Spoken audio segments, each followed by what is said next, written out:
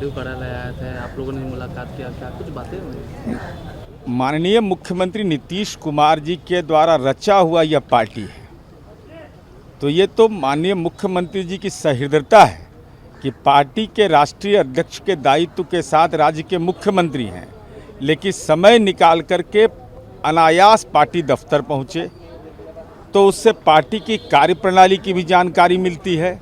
और माननीय मुख्यमंत्री जी अपना एक मिनट कभी बर्बाद नहीं करते हैं, तो कभी पार्टी कार्यालय, कभी सरकार का कामकाज, कभी विभिन्न स्थलों का निरीक्षण, यही तो नीतीश कुमार जी की पूंजी है।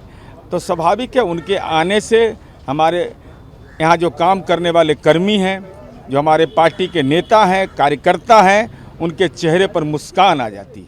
ऑपरेशन सिंदूर को लेकर कहेंगे, जिस तरीके से ऑपरेशन सिंदूर में कई आतंकी हमको इस बात का शकून है कि पहलगाम की बर्बरतापूर्वक की गई घटना के बाद आदरणीय प्रधानमंत्री जी बिहार दौरे पर मधुबनी आए थे।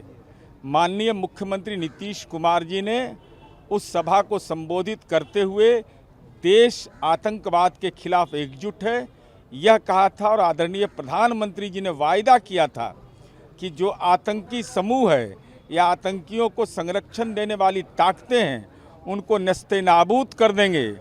कर्नल सोफिया कुरैशी और विंग कमांडर व्योमिका ने तीनों सेनाओं की सहभागिता से जो पाकिस्तान में चल रहे आतंकी समूह थे उसका जो ऑपरेशनल पार्ट था वैसे को ध्वस्त किया।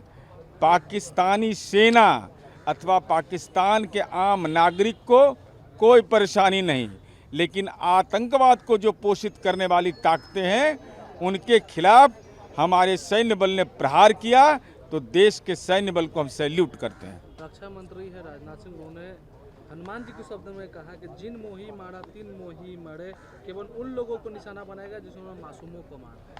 अरे ये स्वाभाविक है ना, उन्होंने अपने अपने कहने का अर्थ होता है।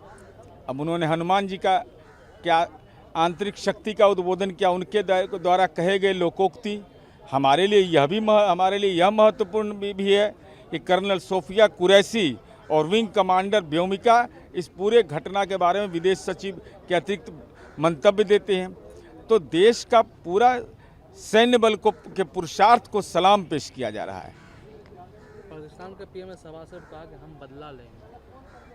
देखिए, कौन क्या बोलते हैं यह महत्वपूर्ण उनके लिए है, लेकिन हमारे देश की 140 करोड़ जनता और जो पाकिस्तान का तंगे हाल है, जमहूरियत का जो गला घोंटा गया है, आज स्थिति यह है कि पाकिस्तान के आम नागरिक परेशान हैं।